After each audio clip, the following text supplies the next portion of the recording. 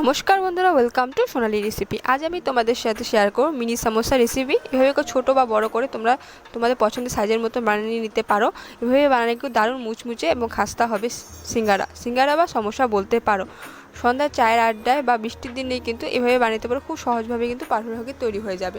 তো আমি এখানে 4টে বড় সাইজের আলু নিয়েছি, মাঝখান দিয়ে 2টি ফালটা করে নিয়েছি, প্রেসার কুকারে সেদ্ধ করে নেব।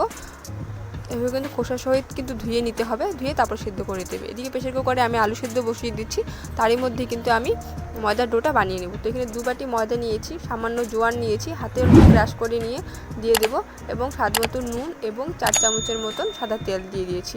তোমরা সাদা তেল বা ঘি দিতে পারো, দুটোতেই কিন্তু মুচমুচে হবে। কিন্তু ভালো করে হাতে 2 মিনিট ধরে ভালো করে মেখে নিয়ে ময়াম দিয়ে নিয়েছি। এভাবে হাতের মধ্যে যদি মুঠো হয়ে যায় তাহলে বুঝতে পারবে যে আমাদের ময়দাটি ভালো করে ময়াম দেওয়া হয়ে গেছে। অল্প অল্প জল দিয়েই কিন্তু আমরা সিঙ্গারার ডোটা বানিয়ে নেব।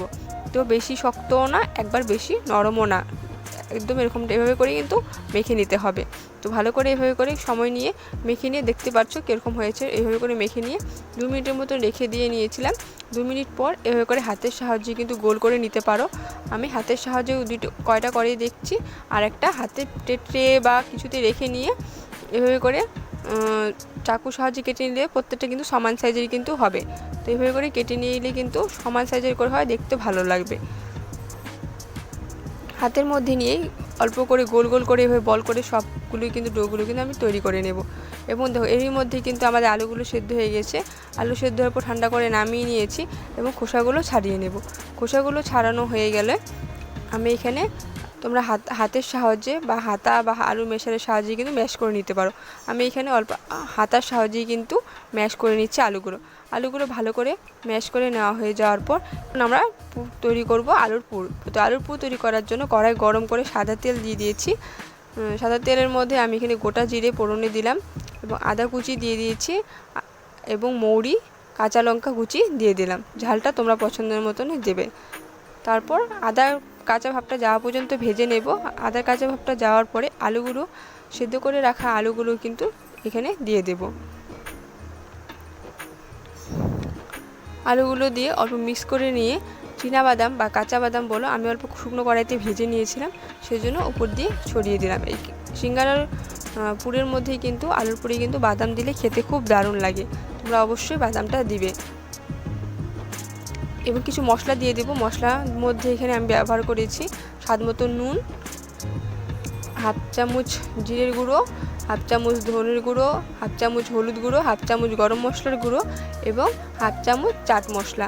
তোমরা চাট মশলার পরিবর্তে কিন্তু আমচুর পাউডারও দিতে পারবে এবং লঙ্কার গুঁড়ো। এভাবে বানালে আলুর পুরটা কিন্তু খুব স্বাদ হয়। টেস্টে আমাদের একদম আলুর পুরটা তৈরি হয়ে গেছে। তোমরা চাইলে কিন্তু তেলের মধ্যে বাদামটা আগে ভেজিয়ে নিতে পারো। তো নামানোর আগে ফ্লেমটা লো করে নিয়ে ধনেপাতা ছড়িয়ে দিয়ে ভালো করে মিশিয়ে নিলেই কিন্তু আমাদের আলুর পুর একদম তৈরি হয়ে গেছে। এই আলুর পুরটা রুটি পরোটা কিন্তু সাথে কিন্তু খুব দারুণ লাগে খেতে। তোমরা এমনিও খেতে পারো, খুব টেস্টি হয় খেতে। বানালে একবার নিশ্চয়ই বুঝতে পারবে যে কতটা টেস্টি লাগে খেতে এই আলুর পুরটা। তো আলুর পুর তো তৈরি হয়ে গেছে, এখন আমরা সিঙ্গারার কোণগুলো বানিয়ে নেব। তার জন্য একটা বেলনির মধ্যে নিয়ে নিয়েছি এবং ওভেল সাইজের করেই কিন্তু বেলে নেব। তোমরা দেখতে থাকো, তাহলে বুঝতে পারবে আমি কীভাবে বেলছি। ওইভাবে করে বেলে নেওয়ার পর মাঝখান দিয়ে 2 ফালটা করে নেব, সমান আকারে করে নিয়ে আর সিঙ্গারার আকারে তৈরি করে নেব। তো হাতের আঙ্গুলের মধ্যে 4 সাইড দিয়ে জল আঠা হিসাবে ব্যবহার করছি। এভাবে করে জল লাগিয়ে নেবে এবং ত্রিভুজের মতন আকার দিয়ে ভালো করে হাত দিয়ে প্রেস করে নিয়ে লাগিয়ে নেবে। এভাবে করে দেখতেই পারছো আমি কীভাবে করছি, অবশ্যই বুঝতে পেরেছো। তো আলুর পুরটা দিয়ে দিব। আলুর পুরটা ভরে নিয়ে পেছন সাইডের থেকে সামনের দিকে আনতে হবে। সামনেরটা কিন্তু পেছন সাইডে নিলে হবে না। পেছন থেকে সামনে নিয়ে হাতের সাহায্যে প্রেস করে নিয়ে ভালো করে লাগিয়ে নেব। তার সাথে ভালো করে লাগিয়ে নিলেই কিন্তু আমাদের একদম সিঙ্গারা একদম তৈরি হয়ে গেছে। দেখতে পাচ্ছ কত সহজে কিন্তু খুব সুন্দরভাবেই কিন্তু হয়ে গেল। এভাবে করে আরেকটি করিয়ে দেখাচ্ছি, তোমরা ভালো করে দেখলেই বুঝতে পারবে।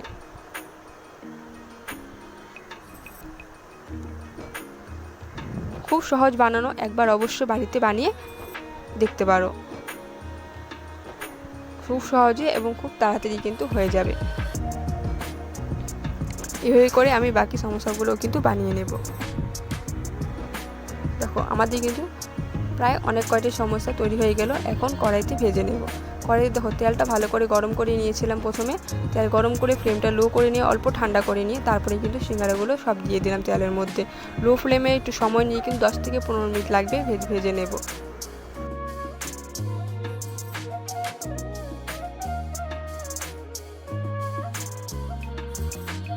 সিঙ্গারাগুলো দেওয়ার পর কিন্তু 2-3 মিনিট পর পর নাড়াচাড়া করে কিন্তু নিতে হবে।